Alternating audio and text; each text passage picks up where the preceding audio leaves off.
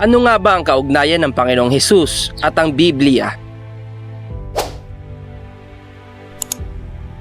Ang pariralang salita ng Diyos ay laging mababasa sa Biblia at maaaring may kaunting pagkakaiba sa kahulugan. Depende sa konteksto at paggagamit sa salitang Hebreo. Sinasabi sa John chapter 1 verse 1 to 2 nang pasimula ay naroon na ang salita at ang salita ay kasama ng Diyos at ang salita ay Diyos. Sa salitang ito, ang salitang salita ay isang titulo para sa Panginoong Hesus. Ang nabanggit na salita sa bersikulo ay tumutukoy sa logos, sa salitang Hebreo na may pangunahing pakahulugan na isang kapahayagan ng isipan. Ang salitang Griegong logos ay maaaring pakahulugan bilang isang kabuang mensahe ng Diyos sa tao. Gawa chapter 11 verse 1 to 1, 1 Thessalonians chapter 2 verse 13. Kinakatawan ng Panginoong Hesus ang kabuang mensahe ng Diyos at ito ang dahilan kung bakit siya tinawag ni Juan bilang logos o salita ng Diyos. Colossus chapter 1 verse 19 and chapter 2 verse 9. Ginagamit din ang salitang logos ng maraming beses sa tuwing tinutukoy ang isinulat na mensahe ng Diyos. John chapter 17 verse 17, 1 Timothy chapter 4 verse 5, Pahayag chapter 1 verse 2, Colossians chapter 1 verse 25, Hebreo chapter 4 verse 12. Ang salita ng Diyos ay buhay at mabisa, mas matalas kaysa alinmang tabak na may magkabilang talim. Ito'y tumatagos maging sa kaibuturan ng kaluluwa at espiritu, ng mga kasukasuan at ng buto, at nakakaalam ng mga iniisip at binabalak ng puso. Ipinapakita ng Panginoong Hesus ang kaugnayan sa pagitan ng nasulat na salita ng Diyos at sa kanyang sarili nang sabi niya na siya ang paksa ng nasulat ng salita ng Diyos. Sinasaliksik ninyo ang mga kasulatan sa pag-aakalang doon ninyo matatagpuan ang buhay na walang hanggan. Ang mga kasulatang iyan ang nagpapatotoo patungkol sa akin. John chapter 5 verse 39. Ang isa pang salitang Griego para sa salitang salita ay rema. Ang rema ay tumutukoy sa aktual na pagbigkas sa salita ng Diyos. Hebreo chapter 6 verse 5. Noong tuksohin ni Satanas si Jesus, sumagot siya, nasusulat hindi lamang sa tinapay nabubuhay ang tao, kundi sa bawat salitang namumutawi sa bibig ng Diyos. Mateo chapter 4 verse 4. Sinasabi sa atin sa Efeso chapter 6 verse 17, isuot ninyo ang helmet ng kaligtasan at gamitin ang tabak ng Espiritu na walang iba kundi ang salita ng Diyos na tumutukoy sa rema. Ang pariralang salita ng Diyos ay hindi lamang nangangahulugan ng mga salitang nakasulat sa isang pahina. Ang Diyos ay nakikipag-ugnayan sa tao mula pa sa umpisa. Nangungusap siya sa pamamagitan ng kanyang sanlilikha. Awit chapter 19 verse 1. Sa pamamagitan ng mga propeta noong unang panahon. Oseas chapter 12 verse 10. Hebreo chapter 1 verse 1. Sa pamamagitan ng banal na spirito. John chapter 16 verse 13. Gawa chapter 16 verse 6. Sa pamamagitan ng kasulatan, Hebreo chapter 4 verse 12, at sa pamamagitan ng persona ng kanyang anak na si Jesucristo, John chapter 14 verse 9. Maaari nating mas makilala pa ang Diyos sa pamamagitan ng pagsunod sa Kanya sa tuwing siya'y mangungusap sa atin, sa pamamagitan ng kanyang mga salita o tinatawag nating Biblia.